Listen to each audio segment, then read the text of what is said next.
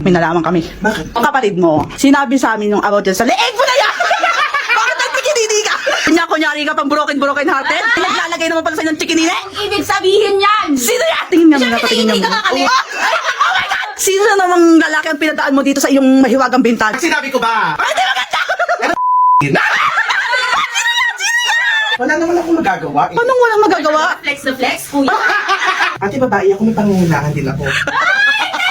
Kailan yan? Diba sabi sa inyo kagabi matutulog na ako? Oh. Yun. Ay, kaya Magaling. pala. Magaling. Magaling. Magaling. Hindi ko naman kasi ina-expect na pupunta siya dito.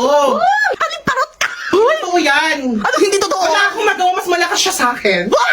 Nasa tamang edad na kami ate, bakit kailangan niyo pa akong pagalitan? Yung mga tignan mo nga yung ano na yan? Naalala ko na naman ng kagabi. Sana'y maulit muli.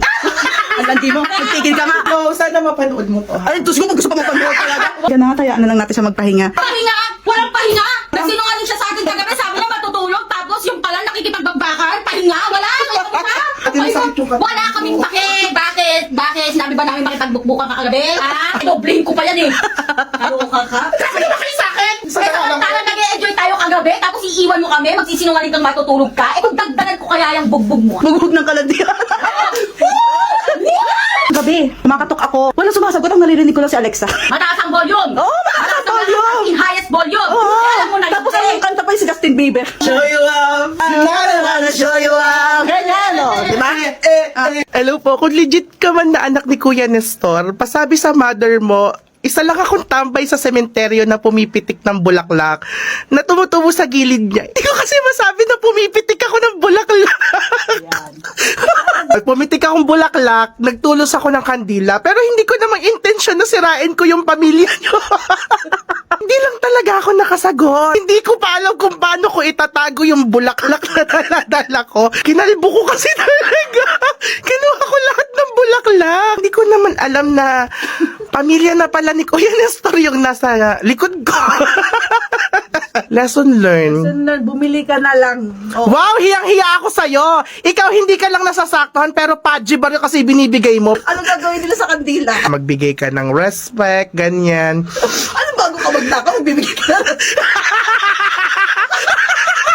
Nakaw po, ito po, respeto ko po.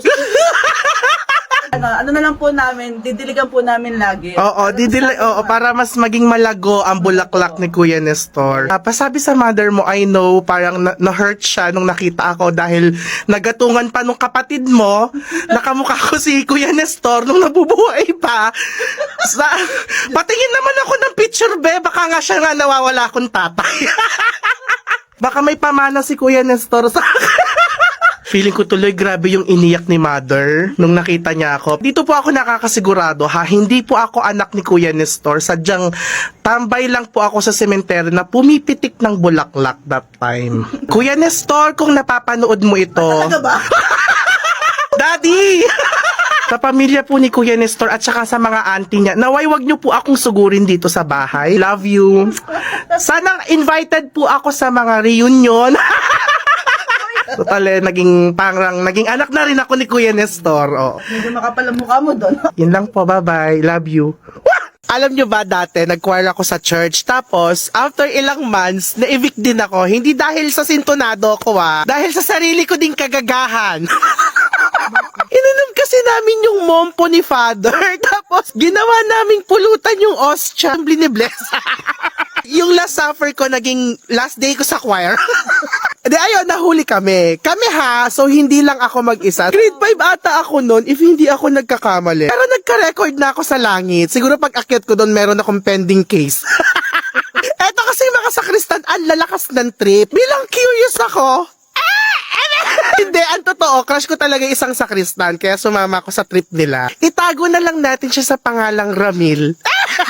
Ramil, kung nasan ka man ngayon, sana masarap yung kinakain mo ngayon. Kasalanan mo to. Etong si Ramil, after ng misa, tinanong ako if nagiinom na daw ba ako. Dahil marupok ako, mas nanaig sa akin yung tawag ng kalandian kaysa tawag ng konsensya.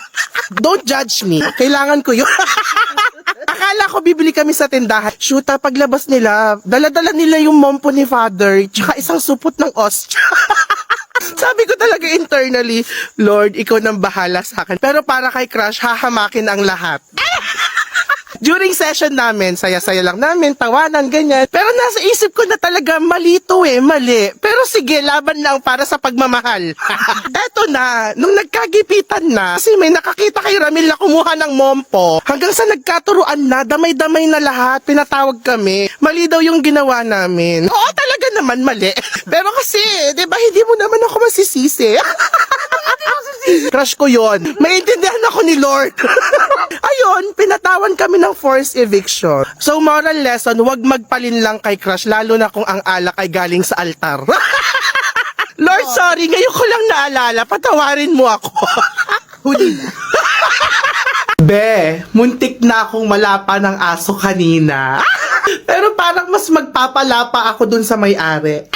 Pauwi kasi ako galing duty. Ang eksena ko kasi, nakaganon tong hoodie dito, nakaganyan siya. Nag-loose yung tali niya habang nagdra-drive ako. So, huminto ako sa may harap ng isang bahay. Habang tinatali ko to, biglang may lumabas na dalawang aso. Nagtatatahol-tahol doon. Tapos, parang gusto talaga akong lapain, be. Di ang eksena, naghihiyaw-hiyaw ako doon.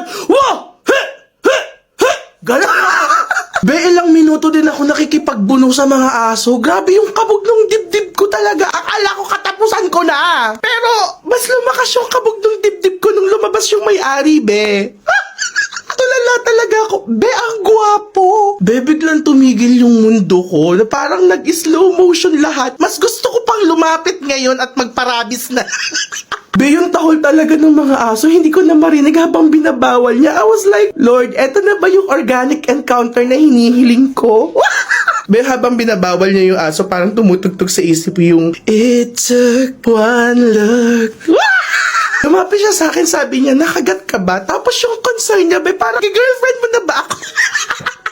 Be, biglang lumid yung boses ko from ganun talaga naging, hindi naman, nagulat lang ako. Tapos be, nahingi siya sa akin ng sorry. Be, yung mata niya, be, Diyos ko, parang nabihag niya talaga yung puso kong marupok. Be, gusto ko talaga maghimatay-himatayan na lang doon para ipasok niya ako sa bahay niya tapos alagaan niya ako kasi nga, diba, na-stress ako. Diyos ko, sabi ko talaga sa isip-isip ko, babalik ako doon at handa akong marabis-rabis, makilala lang kita ng lubos. Ang aso lang kayo, hitad ako, sorry.